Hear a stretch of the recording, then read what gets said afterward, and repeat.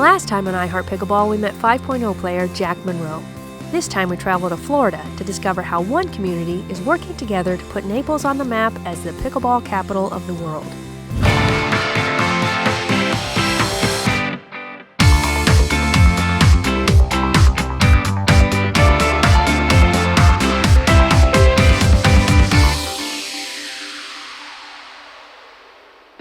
Heart Pickleball is powered by Highlands Leg Cramps, proud supporter of pickleball players everywhere.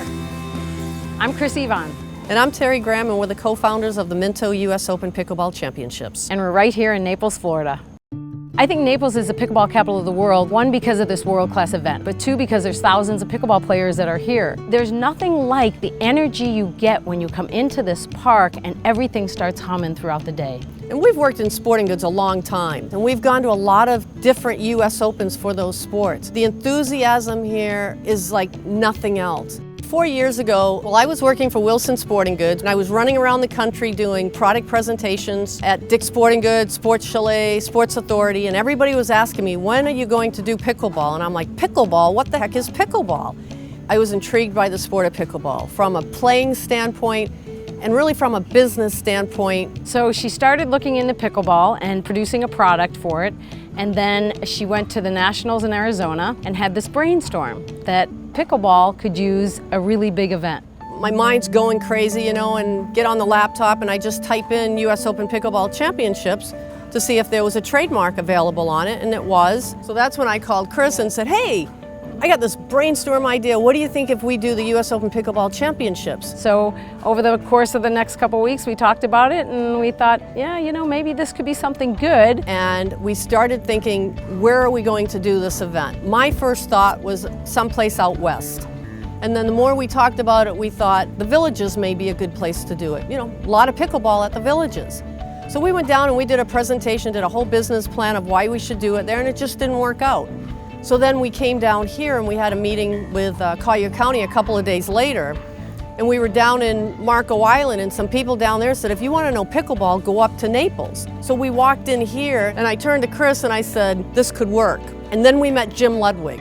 I'm a local boy down here in Naples. I'm sort of called the pickleball guy down here in Naples. About 3.5 years ago, we had about 48 people playing pickleball. Courts were filled up, you were sitting waiting for 20, 25 minutes. And I realized how fast the sport was growing, so what I decided to do is approach the county and convince them that we needed a couple of more courts. It took me about 8 months to get them to finally approve to get 4 courts. Then along came Terri and Chris. They were walking by and said that they were interested in running the U.S. Open Pickleball Championships, which actually multiplied the factor that we needed more courts because we all decided that the U.S. Open needed to be here. So we ended up going to the Collier County Visitors Bureau, and we had a big PowerPoint presentation of why they should bring the U.S. Open here. And in walks this man, and he says, hi, I'm Jack Word, I'm the executive director of the CVB, and I kick her under the table, and I thought, all right, we got some attention here now. Well, originally I had heard about pickleball and I really didn't know what it was. Our Parks and Rec folks started talking about it a couple of years ago.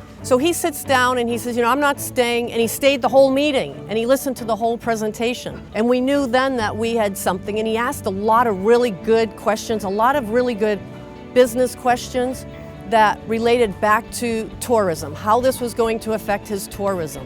We're looking for ways to grow sports tourism here in the community, and I thought, well, this might be a great opportunity for us to really get in kind of on the ground floor of what sounds like a real growing sport. We said, we're going to take a chance here. We're going to take some risk. And we got the contract 48 hours later. The challenges that we faced in the first year were convincing people in leadership that this was a great idea. Our next stop after talking to Chris and Terri and Jim was we took it to the county commission. My name is Donna Fiora, and there was a day that some people called and asked if they could come into my office. They said they had this great idea about pickleball. What in the heck was a pickleball?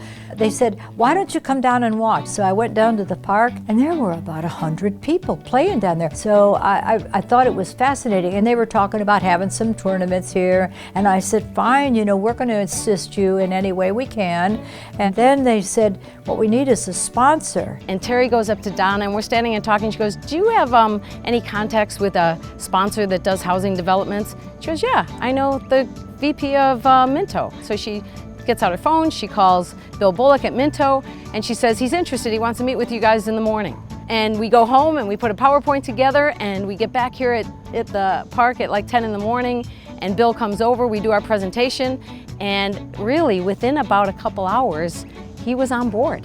So with our sponsorship with Minto, they're building a housing community which is literally right next door. I could throw a rock and hit a house over there. The first year that we did this event, they sold 4 houses that weekend, and it's just skyrocketed since then. Chris had a contact at Zang because they're based out of Chicago. We went to present to the founder of Zang Bloody Mary Mix. He took a gamble on us. He took a gamble on us because of Chris's relationship with him. So we ended up calling this court the Zang Championship Court. What better name for a championship court? So the next discussion was, so what do we need to do to really get ready? If we grow this, we need more courts. We went back to Terri and Chris and talked about that. They reached out to the pickleball community, and virtually everyone was unanimous. We want to play right in one location. We want to be able to walk around and see our friends playing and so forth. We don't want to have to get in the car and go somewhere else. Well, that discussion really convinced us, let's just make East Naples Community Park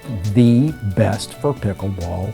Play, rec play, championships, tournaments, whatever it might be, they're going to be #1. Collier County Parks and Rec, we have 74 parks, and this is one of our older parks. It was built in the late 80s, and so what we've done is repurpose some of our recreational amenities for pickleball, and what it's grown is into something fabulous. And it's good for the tourists, but it's also good for the locals. We have a lot of local play here. It's been great. One of the things we discussed early on is wherever we go, especially in a park like this, is we want to leave it better than we found it. The Minto pod over there used to be an old skateboard park. Our vision, as soon as we saw it, was like, this would make some really good pickleball courts. But everybody said, you'll never get that. You'll never get the county to change this into pickleball courts. So we kind of let it go. So we go to lunch one day with a couple of the county people and Donna, and we're all just sitting and talking about what our vision was. And all of a sudden, Donna says, you know, maybe we should change that skateboard park, take it out, put it in another park, and change it to pickleball courts. So again, we're kicking each other under the table going, what just happened here, you know? The changes in East Naples Community Park was truly a partnership between Parks and Recreation and sports tourism. It really has become a wonderful relationship because they see the value that we bring to the county, but we need them to be successful. The challenge was really just the unknown. Is this going to take off? Could we make this work? Could we make it profitable? Are the players going to back us up? We started traveling around so that we could meet players. I went up to Wisconsin and I met Dave Weinbach. And Dave's a great guy and I liked him right away, but his first thing was, I'm not coming unless the West Coast people come. I said, but Dave, there's going to be prize money and it's going to be the biggest tournament. He said, I don't care. He said, you're never going to get the West Coast people. But once we started marketing it down here and really throughout the country, you could just see the excitement build, the enthusiasm. And we started getting emails about it, and then it was on Facebook, and it just got bigger and bigger. Well, I'm excited to actually have all the great players come to my side of the United States. Yeah, there's a lot of buzz about it. It's going to be a historic event. And I'm pumped because it's the first big one on the East Coast. Rusty, I wouldn't miss it for the world. It's going to be great. We had a 3-year business plan on it. We were thinking, maybe 500, 700, and 900 people. Well, the first year we had over 800 people playing it. The person who had the biggest smile on his face the whole tournament was Dave Weinbach. You guys, how are you feeling? Unbelievable! Pickleball turned out to be a true home run. It brought so many people immediately the first year. Who would ever think that 837 people would sign up to play in a very first ever tournament? My goodness, it was wonderful. From all over the U.S. I think there were 37 states at the time, and I think it was 8 countries coming in to play pickleball.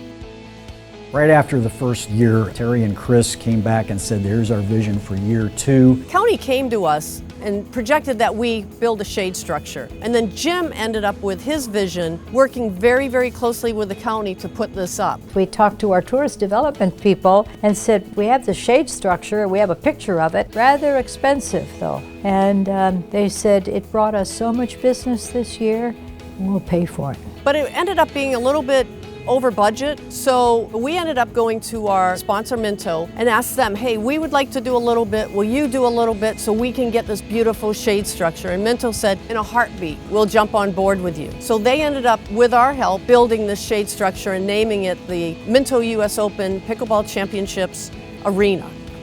I can't think of any other place in the country that has this many pickleball courts, all deco turf, with this many people playing on a daily basis. Every morning there's a few hundred people playing. You have to wait for courts here to play, even though there's 40 courts right here. They want to come and play at the US Open. You know, so it's a really big deal now. It isn't just a 7-day event. And now what's happening is we created the US Open Pickleball Academy. So we've got the best instructor in the world, Simone Jardim, who teaches here constantly year-round. And she teaches lessons, they do leagues, they do destination camps. Naples is known for a lot of things. The wonderful restaurants, the beautiful weather, our beautiful beaches. But to be known as the place where the best pickleball in the world is played is just the greatest feeling in the world. Pickleball has benefited not only the county, but the local residents, the visitors, and the tourists that come in town. Tourists can come into this park any day of the week and get into a game of their level, their skill level, and enjoy it. 4 years ago, I really knew very little about pickleball. And now I feel like I'm enmeshed in the sport. I really enjoy it. It's something that's not only giving me a career, but it's giving me a lot of new friends and a lot of new opportunities. I get so much satisfaction walking around this venue, and this is a lot of work. But walking around and having players say, this is the best thing that happened to them, or having the pros come up and say, thank you for doing this event. It is so cool to look at these players and see them smiling ear to ear. It's very rewarding what's going on in the sport of pickleball now. We often think, what's the future of the Minto US Open Pickleball Championships? And Chris and I were sitting in the bleachers the other day just kind of looking around, and I said, we can't stop this now. We have a responsibility to the history of the sport to keep this going. And we went into this thinking 5 years. But when I sit here today and I look at people like Kyle Yates and Simone Jardim playing on this court, as well as all the other athletes, we have a commitment now to the sport and to the players of this sport to keep this event going and to take care of the name US Open. And it really has now become not just one event, but multiple events leading up to the US Open Championship, and now the year-round academy, bringing people literally from all over the world to learn about this sport, has put real credence to the fact that we are the pickleball capital of the world. No matter where you are, pickleball can bring us together to celebrate community, learn new things, and have fun. If you know someone we should feature on a future episode, we would love to hear from you.